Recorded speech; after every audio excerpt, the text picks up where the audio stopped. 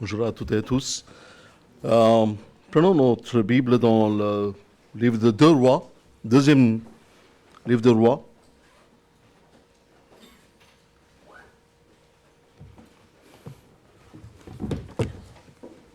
Chapitre 5. 2 Rois, chapitre 5.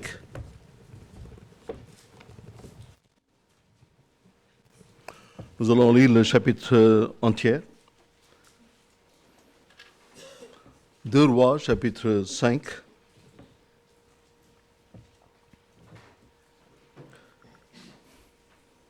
Naaman, chef de l'armée du roi de Syrie, jouissait de la faveur de son maître et d'une grande considération, car c'était par lui que l'Éternel avait délivré les Syriens.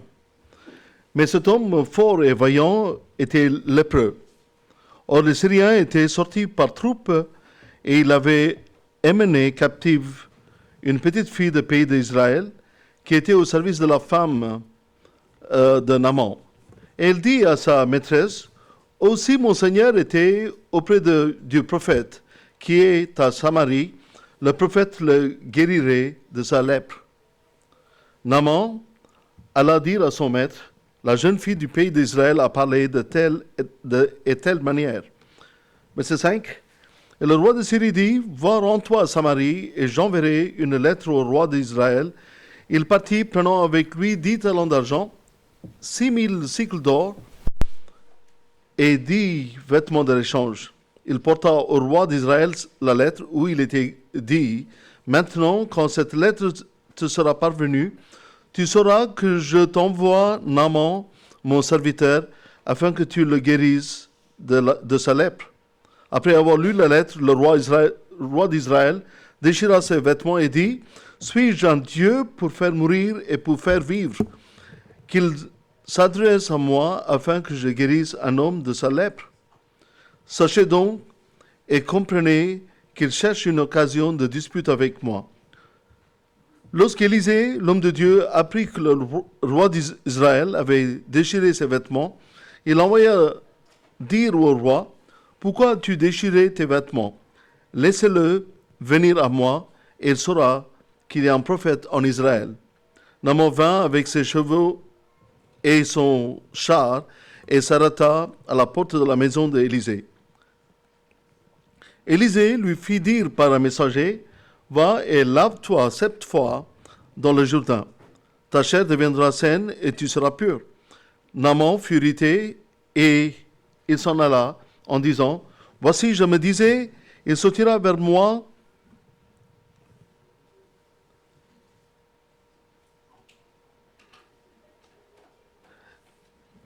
Voici, je me disais, il sortira vers moi, il se présentera lui-même, il invoquera le nom de l'Éternel, son Dieu, il agitera sa main sur la place et guérira le lépreux. Les fleuves de Damas, Labana et Parpar ne valent-ils pas mieux que toutes les eaux d'Israël? Ne pourrais-je pas m'y laver et devenir pur? » Et s'en retourner et partait avec fureur.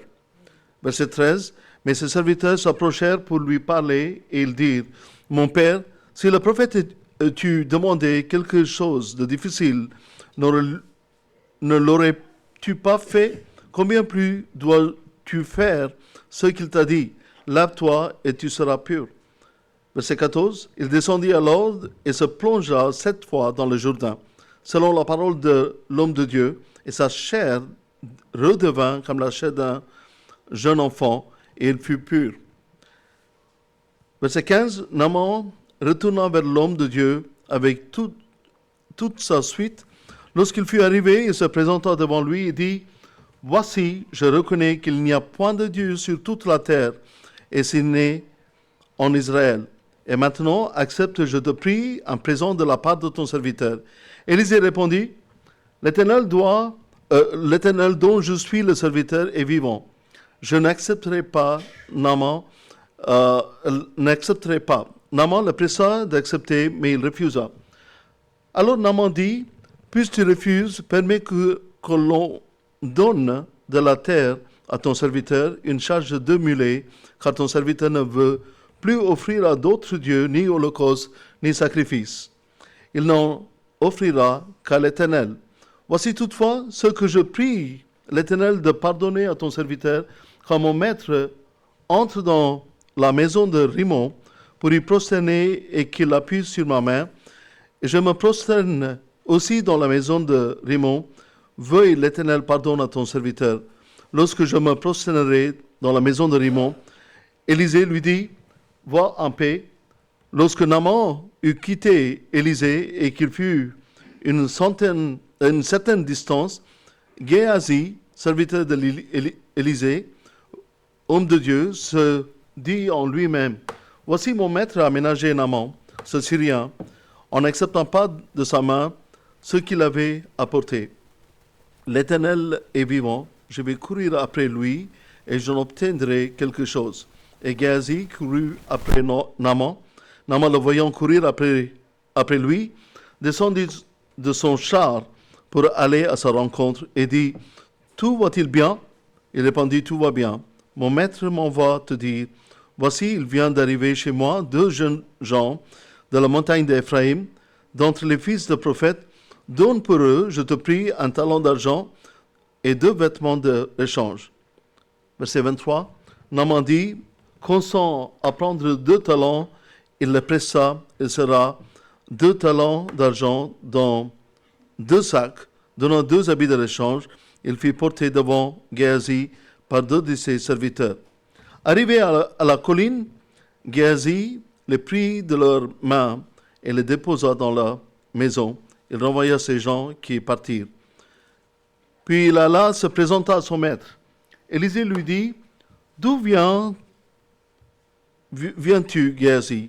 Il répondit, ton serviteur n'est allé ni d'un côté ni d'un autre. Mais Élisée lui dit, mon esprit n'était pas absent lorsque cet homme a quitté son char pour venir à ta rencontre. Est-ce le temps de prendre de l'argent et de prendre des vêtements, puis des oliviers, des vignes, des brebis, des bœufs, des serviteurs et des servantes? Le verset 27. Le lèpre de Naaman s'attachera à toi et à ta postérité pour toujours. Et Géasi sortit de la présence d'Élisée avec une lèpre comme la neige. Ici, c'est la parole de Dieu.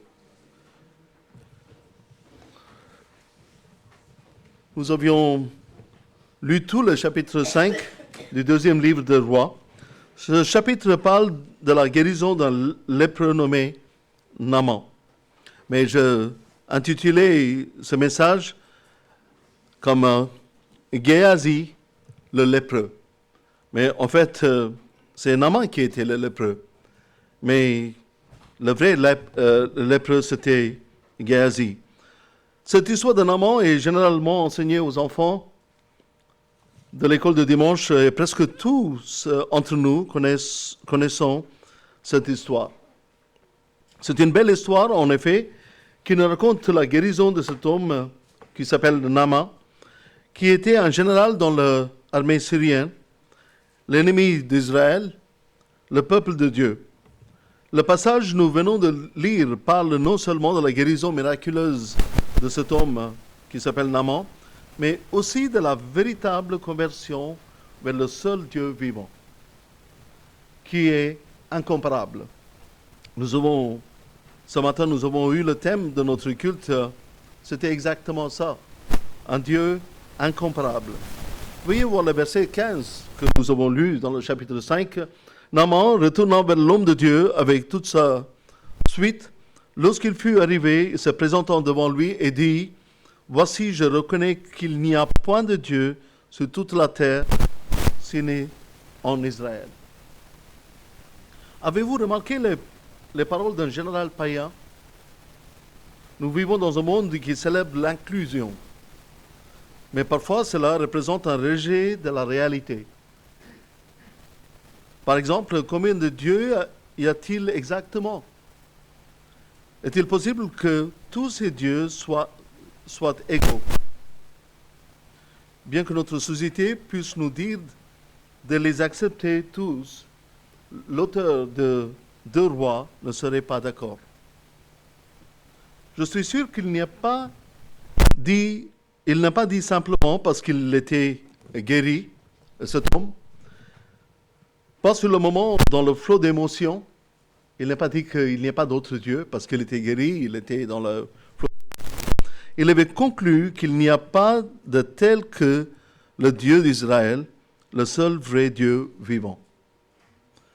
Notez les paroles d'Élisée.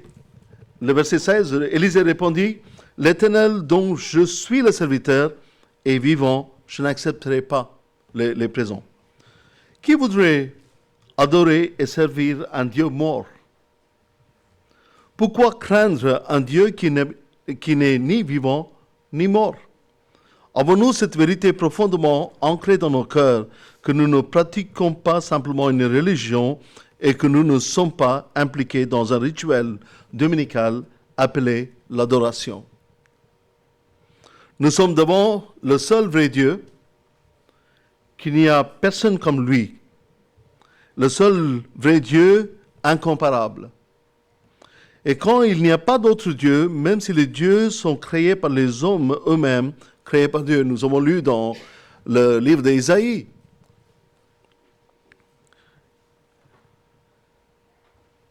il y a des dieux mythologiques et des dieux nés de l'imagination de l'homme.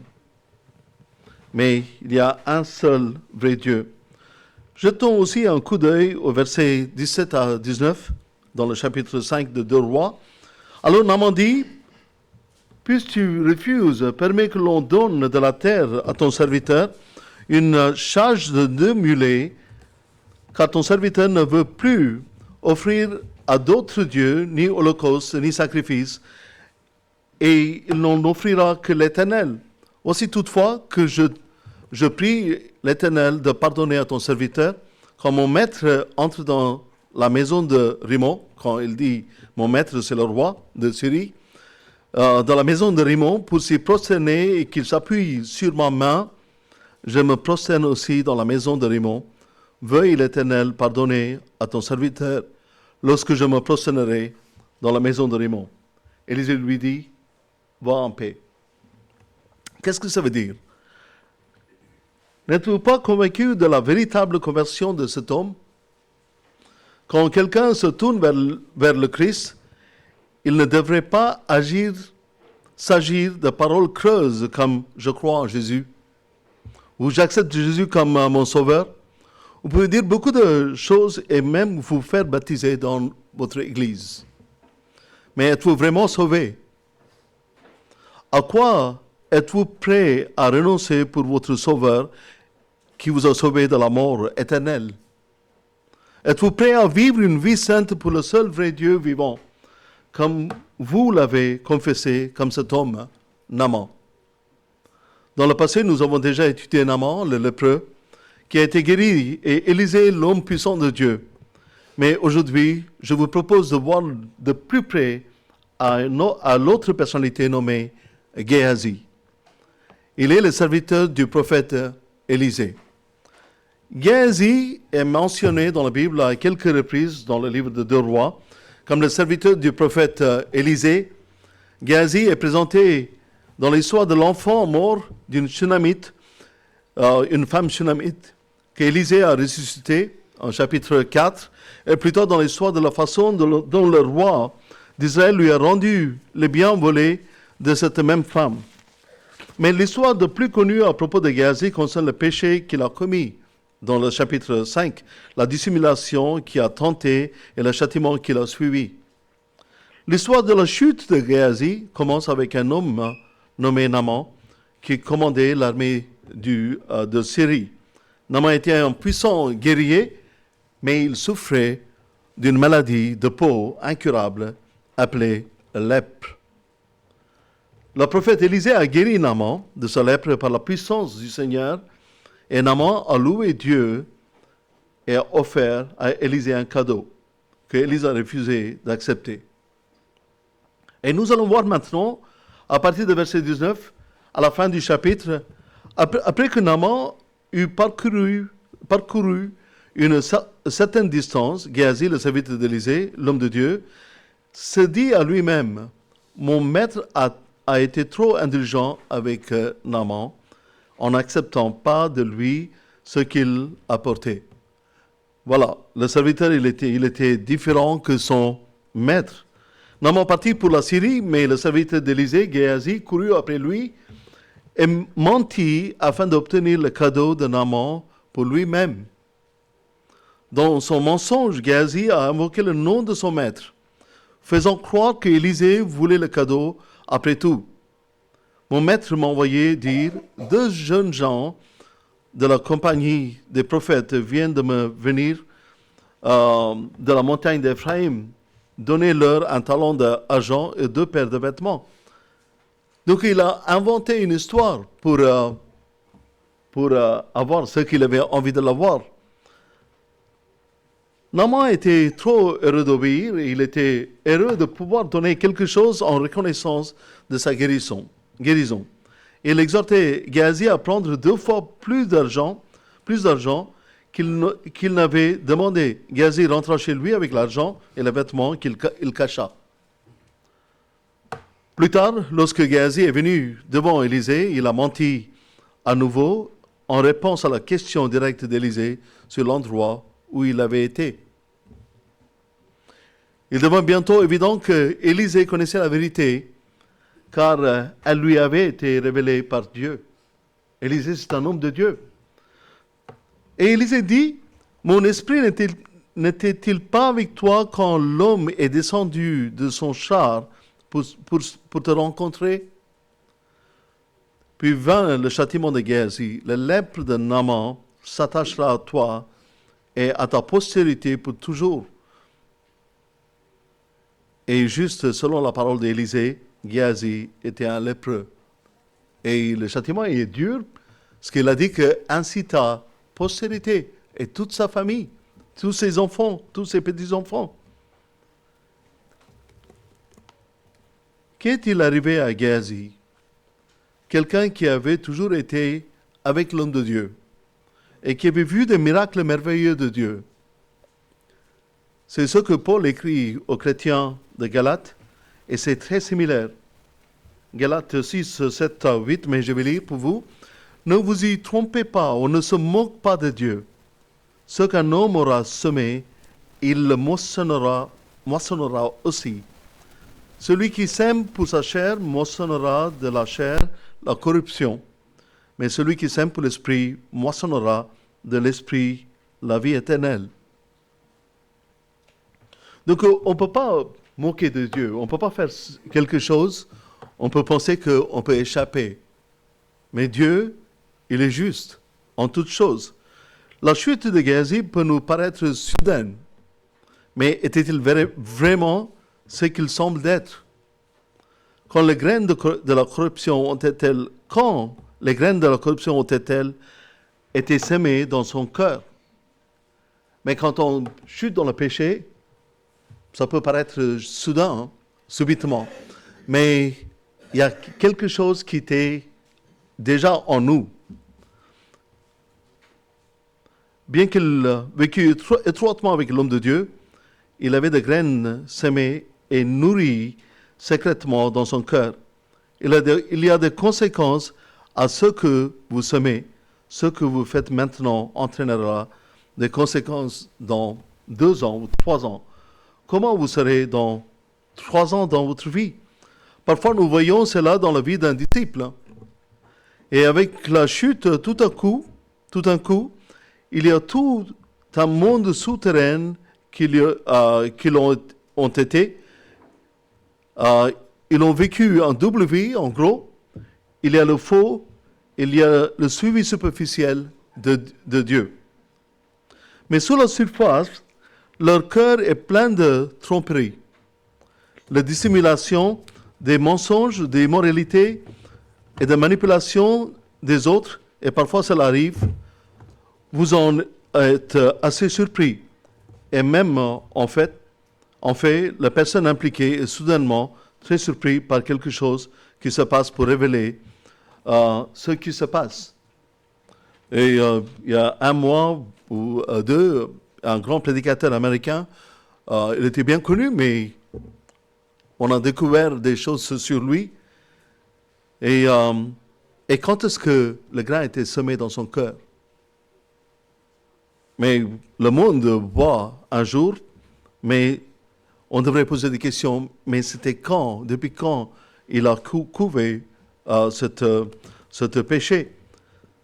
C'est presque comme si la fleur avait soudainement fleuri et produit le fruit et qu'il n'était pas rendu compte que cela allait se terminer comme ça.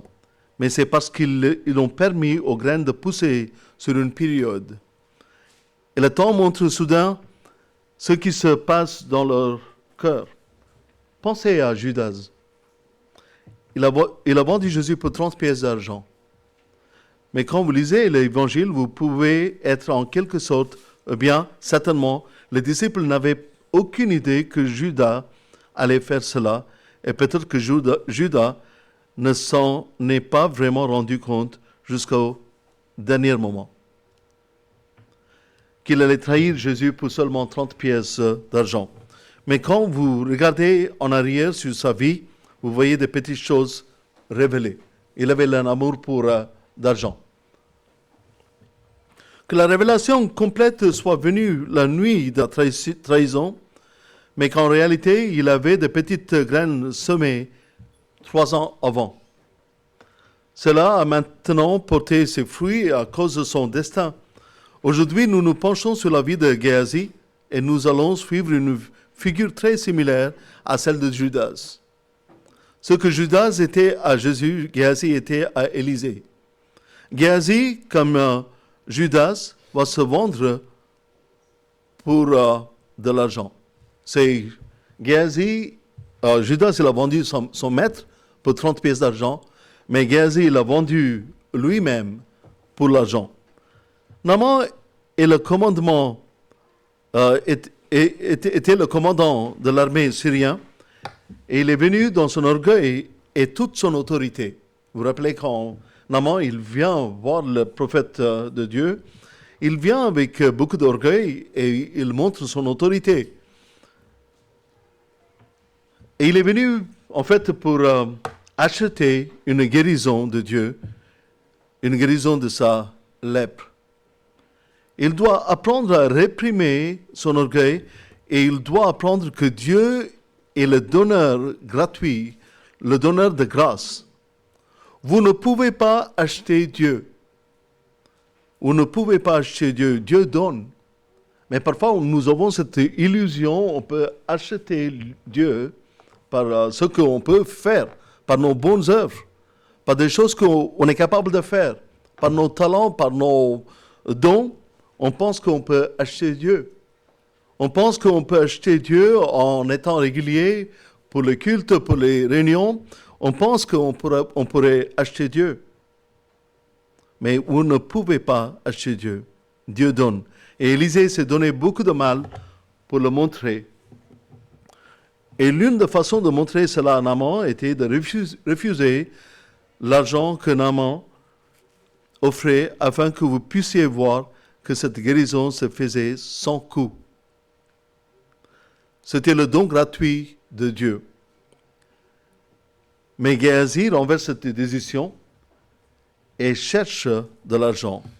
Vous voyez que Géasi court après Naaman alors qu'il rentre chez lui guéri. Il l'arrête sur le chemin de retour, il ment, il invente toute une histoire qui est censée venir d'Élisée, l'homme de Dieu, pour obtenir l'argent. Et il obtient l'argent. Comment Géasi en est-il arrivé à cette position? Eh bien, c'est ce que nous examinons. Jetons-y un coup d'œil. Le premier point que je veux vous montrer ce matin est le suivant. Géasi avait de grands privilèges, tout comme Judas, de grands privilèges. Géasi, il avait de grands privilèges quand vous comparez avec des autres. La parole nous dit, le verset 20, Géasi, serviteur d'Élisée, homme de Dieu. Géasi, serviteur d'Élisée, homme de Dieu. Vous voyez cette position qu'il avait. C'est un serviteur, un grand homme de Dieu, et qui s'appelait Élisée, qui est très connu dans tout l'Israël. Il faisait beaucoup de prodiges et miracles. Après Élie, son maître. Donc il avait une position, il était un serviteur d'un homme de Dieu qui s'appelait Élisée. C'est une phrase incroyable. Géasi, le serviteur d'Élie, l'homme de Dieu. Quel privilège ce serait, n'est-ce pas? Les opportunités et le privilège d'être un serviteur de cet homme de Dieu, de comprendre un peu plus de Dieu, d'écouter le prophète tous les jours et écouter le prophète expliquer qui est Dieu, l'amour de Dieu et la grâce de Dieu aux autres. Chaque jour de la semaine, ce serviteur était en présence du prophète. Il était avec lui tout le temps. Comme Élisée, il était avec Élie. Il était un serviteur, il lavait ses vêtements, il préparait la nourriture. Il faisait tout. Donc il était très étroitement lié avec son maître. Donc il savait tout ce que le maître il faisait. Donc il avait une relation très étroite avec son maître, Géasi. Chaque jour de la semaine, ce serviteur était en présence du prophète. Le prophète qui était loin de l'Esprit de Dieu, le Dieu de la Bible. Yahvé, le Dieu intime et personnel. C'est incroyable. Géasi pouvait examiner le mode de vie du prophète. Il pouvait constamment entendre le prophète prêcher et faire la volonté de Dieu. Ou le prophète priait et peut-être parfois blessé par des autres, et vous pourriez qu'il fût dans cette position tellement privilégiée, voir vivre un homme de Dieu devant lui. Il était là quand Élisée a fait ressusciter le fils de la femme Shunamite. Il a vu, il était là quand il a ressuscité le fils de Shunamite, la femme Shunamite. Géasi, le serviteur de l'homme de Dieu, a été témoin de ces événements extraordinaires. Il venait d'être témoin de la guérison de Naaman. Ce soldat orgueilleux et vaillant a été humilié et abaissé, a fait confiance à Dieu, a été guéri et a refait la peau comme d'un enfant. Géasi était là et maintenant il se détourne délibérément du prophète. Ce Géasi qui était témoin de toutes ces choses, et maintenant il se détourne délibérément du prophète. L'homme de Dieu a délibérément dit non au don de Naaman pour montrer que le salut n'est pas acheté, mais qu'il est gratuit et immérité. Il y a tant de choses dans cette petite phrase de Géasi, le serviteur d'Élisée, l'homme de Dieu. Aucun de ces merveilleux privilèges, pour autant que je puisse voir, n'a touché son cœur. Tout cet enseignement rempli d'esprit qui a été semé dans sa vie, qui, s'il l'avait été laissé grandir, aurait apporté un destin différent, étaient des grains qui sont tombés sur le chemin difficile et que les oiseaux du ciel ont emporté. Parfois, on peut être dans l'église du Seigneur, on peut être avec tout le monde, on peut écouter la parole de Dieu, mais il n'y a aucun effet. Comme dans la parabole de semeur, les oiseaux du ciel, ils viennent ramasser tout ce qui est tombé sur le terrain dur. Géasi, ses affections n'étaient pas dans la parole de Dieu ou dans les choses qu'il voyait, mais profondément enracinées dans les choses de la terre. Géasi, le serviteur de l'homme de Dieu, il y a un sens quand vous lisez cela, du moins, je le pense, quand on lit ceci, on a l'impression que Géasi a le sentiment d'être arrivé au poste le plus élevé. Mais peut-être il voulait être le serviteur de Dieu, avoir une position. Vous savez, Élisée lui-même, dans ce passage de roi, nous voyons qu'il y avait 3 serviteurs. Élie, il avait un serviteur. qu'il en va sur la montagne pour voir s'il y a le nuage. 7 fois, il monte. Après, on voit Élisée. Élisée, qui était un fidèle serviteur à Élie, et avant le départ d'Élie, il demande le double portion de son esprit. Donc, il voulait absolument avoir l'esprit d'Élisée. Mais Géasi, du contraire, il n'avait pas cette envie d'avoir l'esprit de...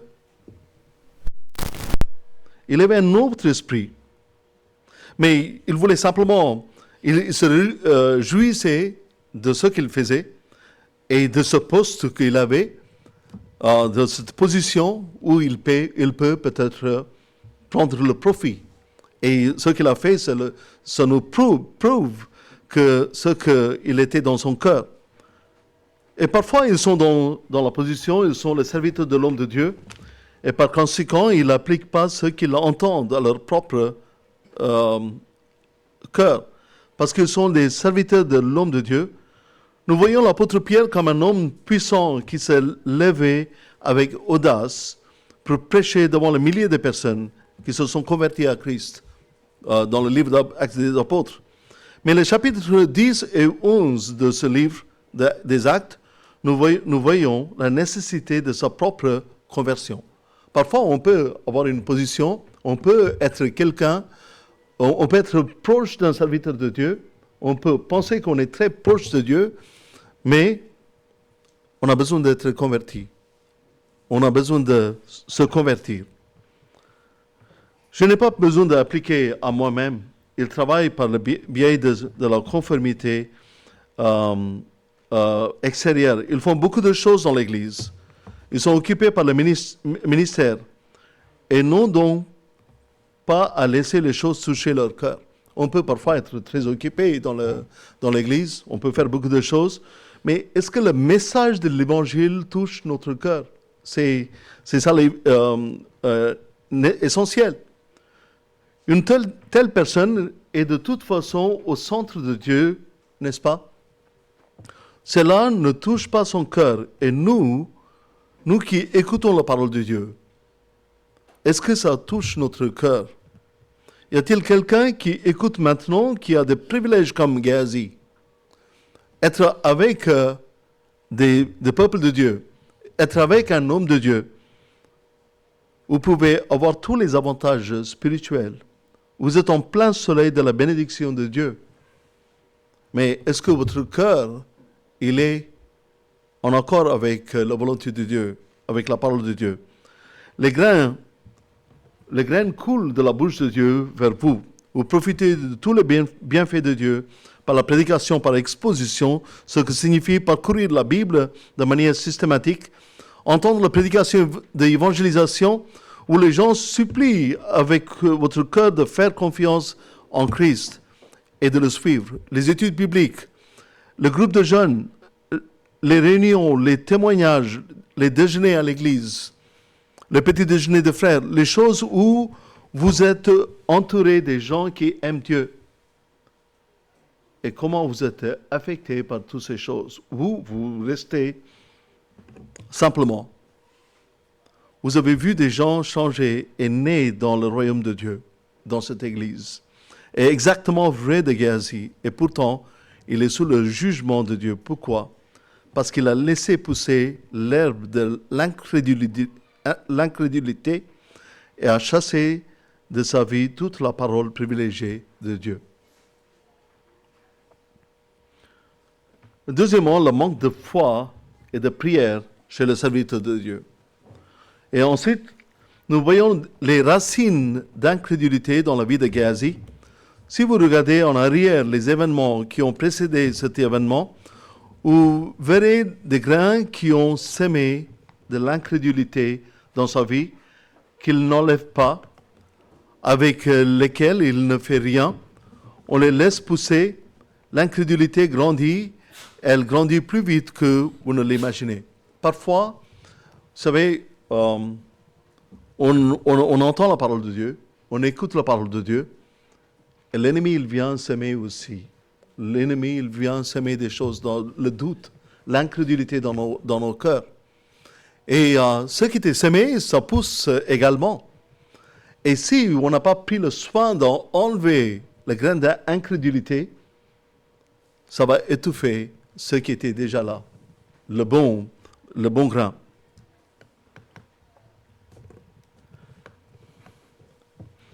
Mais au chapitre 4, il y a 3 histoires. Et vous voyez Géasi dans ces histoires. Mais vous pouvez lire le chapitre 4 chez vous. L'histoire de la femme shunamite qui a eu un fils et qui meurt ensuite. La femme vient voir Élie et Géasi dit, Géasi il était avec Élie, et elle dit que mon fils est mort. Et je vais lire 2 Rois 4, 27. Et dès qu'elle fut arrivée auprès de l'homme de Dieu, sur la montagne, elle embrassa ses pieds. Géasi s'approcha pour la repousser. Mais l'homme de Dieu dit, laisse-la, car son âme est dans l'amertume. Et l'Éternel m'a l'a cachée et ne me l'a point fait connaître. Vous savez, c'est quelque chose comme Marie, la femme qui a ouvert le pied de Jésus. Et les disciples, ils disaient des choses. Il n'avait pas le même esprit de Jésus. Hein? Jésus, il a dit, laissez-la tranquille. Elle fait ce qui est précieux. Mais c'est un peu similaire ce qui se passe ici. Cette femme, elle a perdu son fils unique. Elle vient au pied de le prophète de Dieu. Et cet homme qui était avec l'homme de Dieu, Géasi, il le réprimande, il dit que Géasi s'approcha pour la repousser. Mais Élisée dit, laisse-la car son âme est dans l'amertume. Et parfois on peut être avec les enfants de Dieu, mais avoir un autre esprit. Et que, voyons-nous faire Géasi, la servante de l'homme de Dieu, le serviteur de l'homme de Dieu, la repousse parce qu'elle vient vers Élisée et lui attrape les pieds. Et Géasi, le serviteur du prophète, la repousse.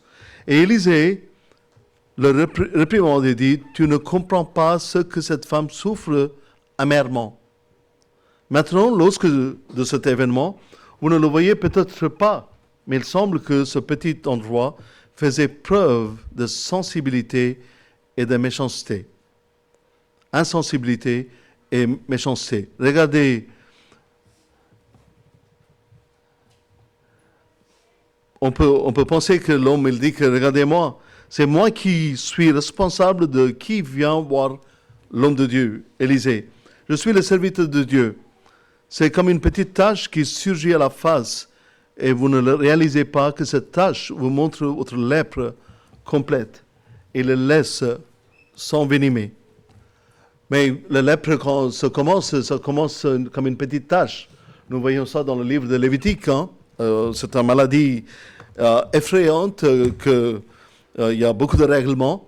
Et comment traiter le malade, comment traiter la maladie. Donc, c'est parfois, on voit la petite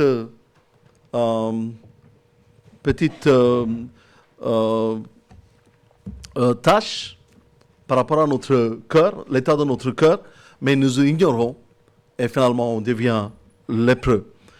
Et puis Élisée dit, il va courir vers le fils avec mon bâton. Et le bâton, il représente le prophète lui-même.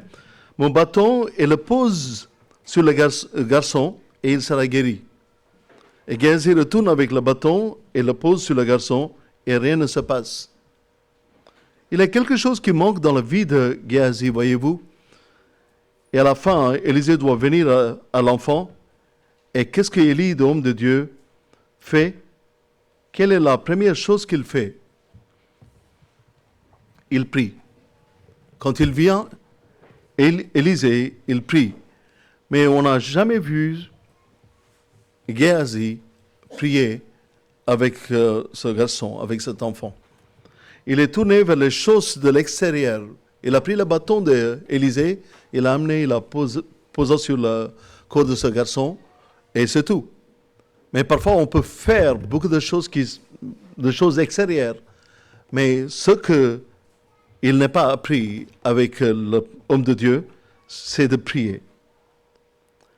Et cette incrédulité qui est sous-jacente, et à la fin de cette histoire, on n'a jamais vu Géasi qui dit, eh bien, pourquoi je ne pourrais-je pas guérir le garçon? Il n'a même pas posé la question, mais pourquoi? Quand Élisée, il arrive, il a pu guérir le garçon, mais je n'ai pas pu.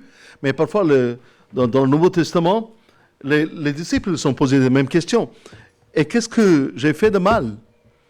Et quelle leçon dois-je en tirer? En fait, si vous allez voir les disciples dans le Nouveau Testament, vous verrez que les disciples font souvent cela avec Jésus. Pourquoi on n'arrivait pas à chasser les démons? Pourquoi ne pourrais-je pas les guérir? Pourquoi ne pourrions pas nous le faire? Et Jésus les a expliqués, eh bien, vous devez prier. Et il avait besoin, mais lui, il n'y a rien de tout cela avec lui. Il n'y a pas d'apprentissage. Ce n'est qu'un simple fait pour lui. De guérir quelqu'un, il n'est pas appris avec son maître qu'il devrait prier. Une autre histoire dans le même chapitre 4, l'histoire suivante est celle de nourrir de 100 prophètes avec quelques 20 pains d'orge. Son serviteur, le verset 43, chapitre 4, son serviteur répondit, comment pourrais-je en donner à 100 personnes? Il n'y avait que 20 morceaux de pain. Mais Élisée dit, donne à ces gens et qu'ils mangent, car ainsi par l'Éternel, on mangera et on aura de reste. Verset 44, il mit alors les pains devant eux, ils mangèrent et en eurent de reste, selon la parole de l'Éternel. Et nous voyons ici Géasi dire, comment pourrais-je me présenter devant 100 hommes? Mais pourtant, il était avec l'homme de Dieu. Comment puis-je présenter cela à 100 hommes? Il y a de l'incrédulité dans son cœur. Mais à la fin de l'histoire, quand Élisée rompit le pain et qu'il nourrit 100 personnes, il n'y a pas « qu'est-ce que j'ai fait de mal ?»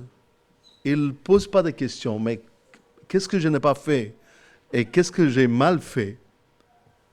Il n'apprend pas de ses erreurs. Ce n'est pas que Géasi ait échoué. Voyez-vous ce que j'essaie de dire ici? Il n'est pas échoué, mais ça pousse petit à petit l'incrédulité, manque de vie de prière. Et à la fin, on voit que le cœur de Géasi a dévoilé. Il n'y a pas d'action de grâce dans sa vie, ni de louange, de chagrin ou d'émerveillement qui affecte son cœur. La graine semée, la mauvaise herbe pousse et maintenant s'épanouissent en une fleur puante et un fruit amer. Regardez de nouveau son cœur révélé au verset 20. Verset 20, chapitre 5. Géasi, serviteur d'Élisée, homme de Dieu, se dit en lui-même, voici, mon maître a ménagé Naaman, ce Syrien, et même quand il dit ce Syrien, il dit avec un dédain. Parce que lui, il est d'Israël, mais ce Syrien, en n'acceptant pas de sa main ce qu'il avait apporté. L'Éternel est vivant. Je vais courir après lui et j'en obtiendrai quelque chose. Mais en fait, ce qui se passe, il devient plus grand que son maître. Géasi, il pense qu'il est plus grand que son maître lui-même. Il devient son propre maître. Il prend les choses dans sa main. Il pense que le maître, il n'est pas bien fait. Il pense que son maître, il était, entre guillemets, fou. Pourquoi il n'a pas pris l'argent qu'il voulait donner?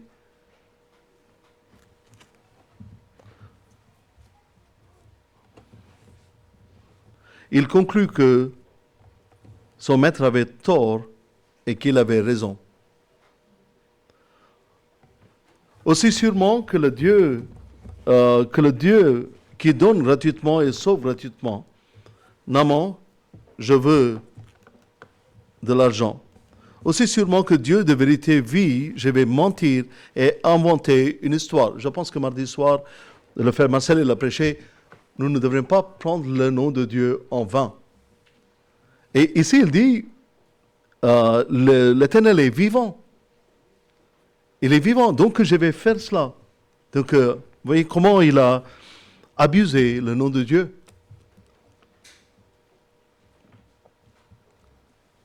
Et donc il ment et il invente même une histoire. Aussi sûrement que le Seigneur est vivant, j'irai et je tromperai et je volerai au nom de l'homme de Dieu. Est-ce donc ce qu'il fait? Voyez-vous, Géasi est maintenant comme le Seigneur de ses biens. Et parfois, nous pensons, le monde, il nous fait penser que nous sommes des maîtres de nos biens, notre bien. Et nous possédons toutes ces choses, c'est nous qui avons travaillé, c'est nous qui avons gagné, et c'est à nous. Je peux faire ce que j'ai envie de faire avec ce que je possède.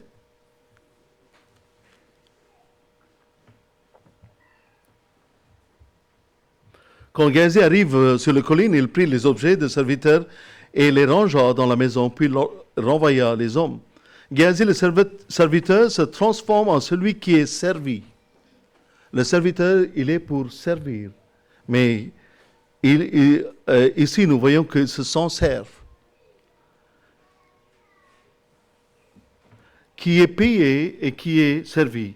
Il avait vu le Dieu vivant à l'œuvre. Et maintenant, il choisit délibérément d'adorer l'argent.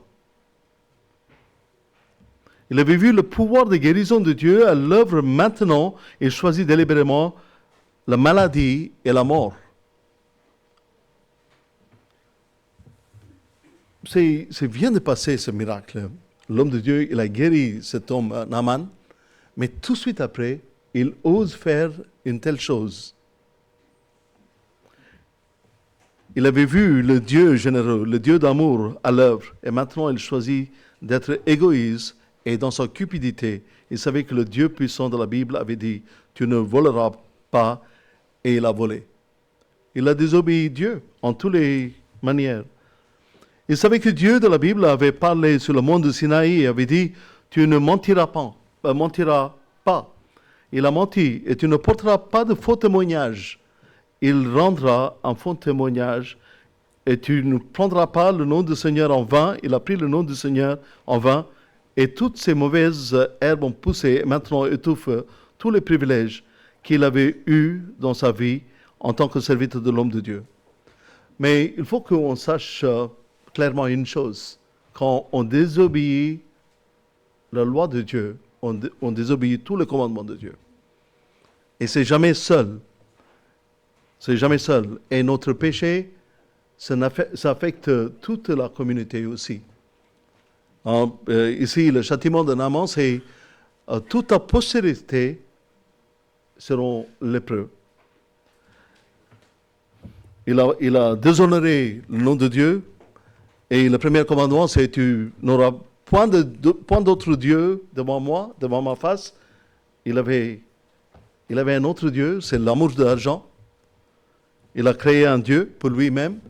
Mais regardez le contraste. Naaman, un homme païen qui vient de Syrie, il dit qu'il n'y a pas d'autre Dieu que le Dieu en Israël. Mais cet homme qui était un serviteur de l'homme de Dieu, il était tout près de lui. Lui, il pense que non, ce n'est pas vrai. Il y a d'autres dieux. L'argent, c'était son Dieu. L'amour de l'argent, c'était son Dieu. Et lui-même, il est devenu un Dieu pour lui. Il a rejeté le Dieu d'Israël. Le fruit de ses péchés est maintenant sorti et renversé la situation sous la grâce de Dieu. Il veut la loi, il veut le jugement. Il veut ce qu'il pense mériter et ce qu'il obtient. Celui qui était à l'intérieur a été expulsé. L'homme, Géasi, il était dans le pays d'Israël. Il était dans la cité sainte. Mais on voit cet homme, à cause de son péché, il est expulsé. Le jugement de Dieu révèle la différence entre Naaman et Géasi. Naaman était un étranger qui entre dans le royaume de Dieu. Et Géasi est un initié qui est rejeté. Regardez, permettez-moi de le lire rapidement. Quand il fut entré, qu'il se tint devant son maître, Élisée lui dit, « Où étais-tu, Géasi? Votre serviteur, ton serviteur n'est allé nulle part. Péché sur péché. Péché sur péché. » Mais quand en tant qu'enfant de Dieu, quand on commet un petit péché, et ça engendre des autres péchés. Si on ne répond pas pour des petits mensonges, on laisse entrer tout autre péché dans notre vie.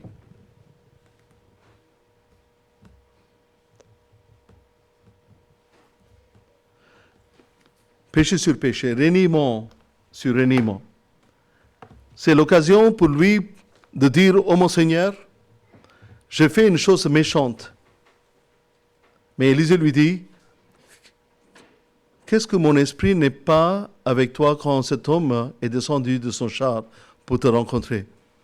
Est-ce le temps de prendre l'argent et de prendre les vêtements, puis des oliviers, des vignes, des brebis, des bœufs, des serviteurs et des servantes? » Alors Géasi quitta la présence d'Élisée et sa peau devint lépreuse, blanche comme la neige. Donc, on peut être avec un homme de Dieu, on peut être proche de Dieu physiquement, on peut être à l'église, mais on peut avoir l'envie de ramasser des biens, prendre l'argent et prendre des vêtements, des oliviers, des vignes, des brebis, des bœufs, des serviteurs et des servantes. Donc, on peut être attaché profondément au monde. Et c'est bien. Voilà son jugement. Naaman et Géasi, ils ont échangé leur position aux yeux de Dieu. Tous les deux, ils ont échangé leur position aux yeux de Dieu. Naaman le Syrien, le lépreux sans défense, est guéri par la grâce de Dieu. Géasi, le serviteur de l'homme de Dieu, est couvert de la lèpre. Naaman connaît la bonté gratuite et la miséricorde de Dieu. Géasi obtenant ce qu'il méritait. Si vous demandez à Dieu ce que vous méritez, vous êtes jugé. Naaman rentrant chez lui, fervent adorateur de Dieu et de Dieu de grâce, Géasi rentrant chez lui comme Judas qui venait de vendre la grâce pour l'argent. Oui, Géasi, je sais que tu es de ce monde, tu n'as pas les yeux rivés sur l'autre monde. Naaman a ramené la terre d'Israël jusqu'à chez lui parce que son cœur était dans le royaume de Dieu. Il a amené des terres pour adorer le Seigneur dans son pays, à l'étranger. Géasi a pris le trésor de Syrie parce qu'il a le cœur dans ce monde. Il y avait un échange des choses et le Syrien, il a amené la terre d'Israël pour adorer le Seigneur chez lui. Mais lui, il a amené de l'or et l'argent de l'étranger pour faire son Dieu. Géasi a pris des trésors de Syrie parce qu'il a le cœur dans ce monde. C'est ce qui se passe, c'est manger, boire et s'amuser, n'est-ce pas, vraiment? Rien plus que ce monde. Et donc, par conséquent, on est jeté dans ce monde si on a cette attitude de Géasi. Vous aurez ce que le monde mérite, ce que le monde il peut offrir. Vous serez lépreux. Serez-vous un Géasi dans 3 ans, 5 ans ou dans 10 ans? Mais aujourd'hui, peut-être, on est des serviteurs de Dieu. Mais est-ce qu'on peut permettre les racines d'incrédulité, les racines d'insensibilité, les racines du monde pousser dans notre cœur?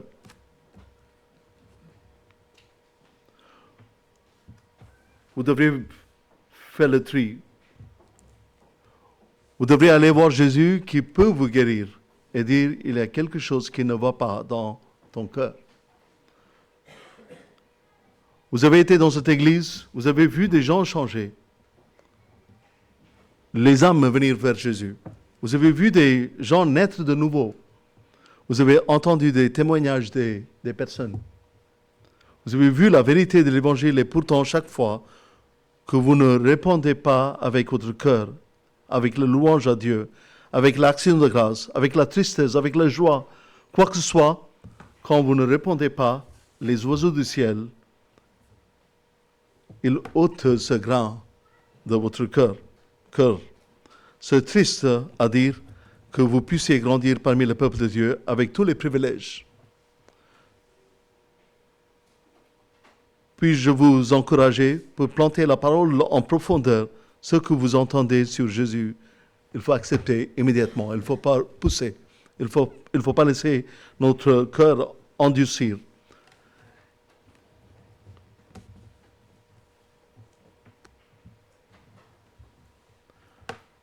Il faut aussi arroser. Il faut arroser avec la parole de Dieu. Ne vous contentez pas de dire que oui, tout le monde sait tout sur Jésus qui était sur la croix. Vous savez tout sur la mort de Jésus sur la croix. Dieu lui-même s'est fait homme et est mort sur la croix et pouvait dire, eh bien, je sais tout à ce sujet. On pense qu'on connaît l'Évangile. Ne vous moquez pas de Dieu. Ne pensez pas que Dieu sera trompé. Ce que vous semez, vous le récolterez. Arrachez les mauvaises herbes, surveillez votre cœur. Et voici Géasi, un serviteur de Dieu qui a transformé la grâce de Dieu en argent, en gain et en jugement. Et ne mettez pas d'obstacle à ceux qui sont sur le chemin du salut. Géasi aurait été sage de tenir compte de l'avertissement de Moïse s'il y a longtemps. Moïse, il a dit dans Nombre 32, 23, « Mais si vous ne faites pas ainsi, vous péchez contre l'Éternel, sachez que votre péché vous atteindra. » On devrait faire le tri tout le temps dans notre cœur. Ce qu'il voulait dire, c'est que le miracle de Dieu ne s'achète pas. La puissance de Dieu dans nos vies n'est pas destinée à l'enrichissement personnel et le serviteur de Dieu ne devrait pas faire de ministère pour des récompenses terrestres. Chacun d'entre nous devrait se rappeler que ce n'est pas l'argent qui prend soin de nos besoins, c'est Dieu. Hébreux 13, 5, ne vous livrez pas à l'amour de l'argent, contentez-vous de ce que vous avez, car Dieu lui-même a dit, je ne te délaisserai point et je ne t'abandonnerai point. Mais nous devrions croire sur la parole de Dieu. Géasi a été témoin d'un miracle, pas un seul, mais plusieurs, d'une démonstration indéniable de la puissance de Dieu qui impliquait la rédemption de la vie et de l'âme d'un homme. Mais tout ce à quoi il pouvait penser, c'était l'argent. Naaman avait besoin de voir la grâce de Dieu dans la bénédiction gratuite et abondante qu'il avait reçue. Géasi a détruit la grâce en exigeant un paiement.